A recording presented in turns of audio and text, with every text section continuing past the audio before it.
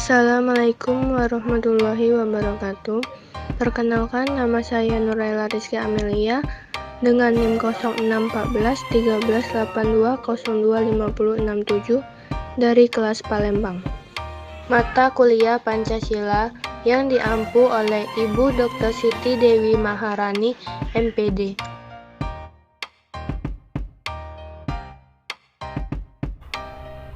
Pada video kali ini, saya akan menganalisis kasus pencurian buah pepaya yang dicuri oleh Nenek Alma yang berkaitan dengan Pancasila sebagai paradigma hidup bermasyarakat, berbangsa, dan bernegara.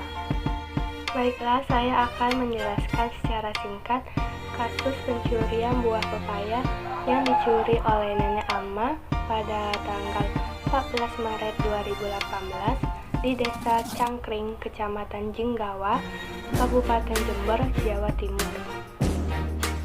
Dari hasil pemeriksaan, nenek itu mengakui perbuatannya dan dia mencuri pepaya untuk dimasak dan menyambung hidupnya.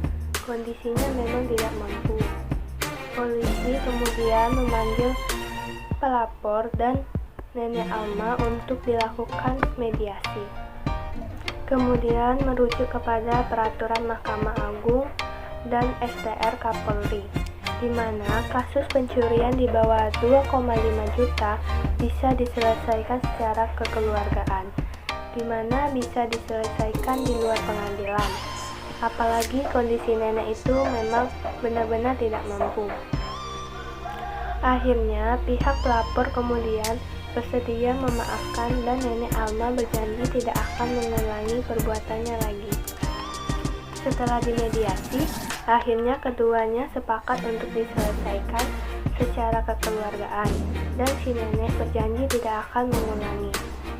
Menurut pendapat saya, pada kasus tersebut terlihat jelas bahwa aparat penegak hukum mengutamakan kepastian hukum dalam penegakan hukumnya tanpa memperhatikan rasa keadilan. Penegakan hukum yang diartikan oleh aparat penegak hukum yang menangani kasus Nenek Alma tersebut adalah penegakan hukum secara tekstual, yaitu mengartikan perbuatan tersebut sebagai pencurian. Kasus tersebut masih bisa diselesaikan dengan cara kekeluargaan. Kasus tersebut termasuk ke dalam Pancasila sila kedua, yaitu kemanusiaan yang adil dan beradab, dan juga termasuk ke dalam sila kelima, yaitu keadilan sosial bagi seluruh rakyat Indonesia. Karena dari kasus itu, rasa kemanusiaan seseorang timbul dengan melihat perbuatan seorang Nenek Alma yang telah mencuri buah pepaya milik orang lain untuk memenuhi kebutuhan hidupnya, dan masyarakat pula mempunyai rasa keadilan terhadap Nenek Alma tersebut. Dengan adanya kasus Nenek Alma tersebut, maka kita sebagai warga negara Indonesia dapat mewujudkan nilai-nilai dan norma-norma Pancasila yang telah diterapkan oleh pemerintah dan Undang-Undang Dasar 1945. Dari situlah kita dapat memetik perbuatan yang baik dan buruk yang sesuai dengan lingkungan masyarakat Indonesia. Baiklah, itulah hasil analisis saya mengenai kasus pencurian buah pepaya yang dicuri oleh Nenek Alma. Sekian dan terima kasih.